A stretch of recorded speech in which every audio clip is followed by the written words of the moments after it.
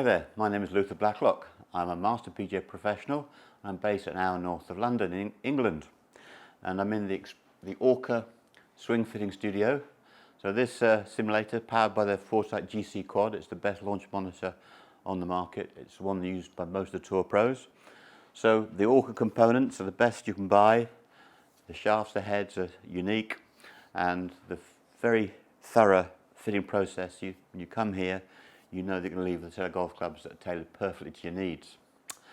But what I want to talk to you about in this piece is the way that the ball spins. I was head pro at Woburn Golf Club for 34 years, and if you've ever played there, you know it's 54 holes, mainly of tree-lined fairways. So you became very adept at turning the ball left to right and right to left to get out from under the trees. And the members were very good at that. The little low shots, a good fade or draw to get themselves back into play. There's a little catchphrase of mine: you can't slice a wedge, so you're entitled to try. So when you're playing a shot up over a bunker and you want the ball to stop, slicing the ball, it won't bend and move in the air, but you will get more spin and more bite when it lands. So if I hit a straightforward wedge over this box, okay, everything just straightforward.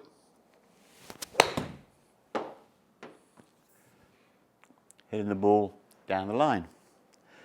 Now I did that from a square stance, so what I'm going to do now, I'm going to add in all the ingredients you'd be familiar with to make the ball slice. So I'm going to go around the circle to my right. That means that I'm now open. I'm going to turn my club face back to target. It's open to the swing path. I'm now going to swing from out to in as strongly as I dare. So here we go, out to in. Ball starts a little bit left and comes back to the target line.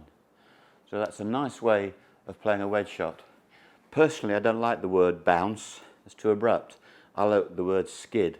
If you swing from out to in and use the whole base of the club as like a toboggan runner, it will keep moving. To me, bounce can be as bad as chunked. I think we need to change the phrase. It's not a bounce, it's a skid. It stays longer. All right, so let me just show that again. I'm going to open my stance, I'm going to open the face, I'm going to swing from out to in as strongly as I can. Look how far I'm going outside the line.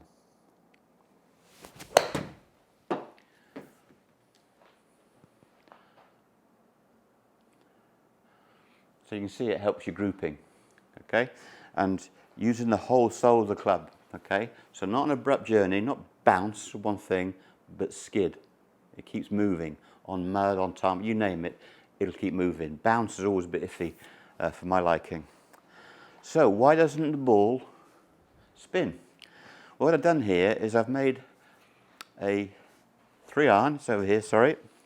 I've made a 3-iron the same length as my wedge. Okay? I've got the lie of the 3-iron the same as my wedge. The shaft flex, I've got everything to make these clubs as similar as possible, this 3-iron and this pitching wedge. So let's take that information now and apply it with this 3-iron. So remember, it's pitching wedge length, it's pitching wedge lie, it's all the same. The only thing that's different is there is less loft on the club face. So I'm now going to apply the 3-iron that's a wedge length. I'm going to go around the circle. I'm going to turn the face open a little bit. And now I'm going to swing out to in as much as I can, okay? So watch this go, out to in. So the ball curves in flight and releases away. So if you're under the pine canopy at Woburn, on the grey dusty pine needles where the dead squirrels and the pine cones are, and you need the ball to come out low and left to right, then you take out your 3-iron and you go down the handle. You make your 3-iron into a wedge. Okay, so watch that again. This is my pitching wedge status 3-iron, round the circle, open the face, out to in as much as possible. And you see the ball bending in flight. And it always seems to come back to the line. Okay? You start the ball a little bit right, it moves a little bit. The more to the left you start it, you can see the shape that I'm getting there, all right? Now, if you ask me to hit a small shot with a 3-iron out from under trees, I can do it, but boy, it's hard work. I'll try. So I'll go right at the box, like that's a tree in the way, okay? And I'm going to see if I can get the ball to bend from right to left.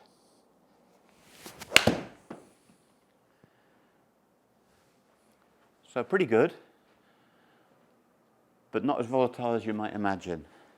However, if I want to hit that shape over a short distance, then go back to your wedge. Okay, so here we go. We go round the circle. Face goes with me. I'm now going to hook it as quickly as I can. Here we go.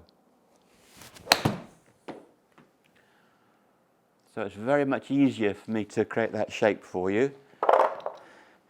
You cannot overdo it, particularly, you see, when you take the club over the ball, you can't start it left. If you can't start it left, you've got total freedom of release. Here we go. Okay, so that's the wedge turning and working back. You can kick to a bit to the left, that's how good the simulator is. So, that's the conundrum, that's the puzzle. It's today's test. All things being equal, the 3-iron and the wedge. The only difference, length of the shaft's the same, the grip thickness, the shaft flex. Okay, it's all the same. Why does the ball fade with a 3-wood but not with the wedge? Well, this is the answer.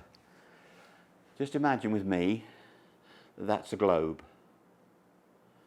Not inclined, it's just there. The axis is vertical. Okay? Now, if you ask me to spin the ball from the South Pole, there's no real traction. However, if I go to the equator, it's easy to make it spin. Can you see that? So it's hard to make the globe spin from the South Pole, but from the equator, it's easy. Now, when we go to a lofted club, we hit the ball much, much lower, nearer the South Pole. So what I can explain to you is, fade spin, backspin comes from the equator, draw spin, topspin comes from the South Pole. So driver and putter, no loft. As you add loft, the journey of the leading edge gets to the South Pole. Okay? You can't slice the ball from there, but boy, you can draw it. If the face is straight like a 3-iron, you're closer to the equator. So there we have it. Fade spin, draw spin comes from the equator, draw spin, topspin comes from the South Pole.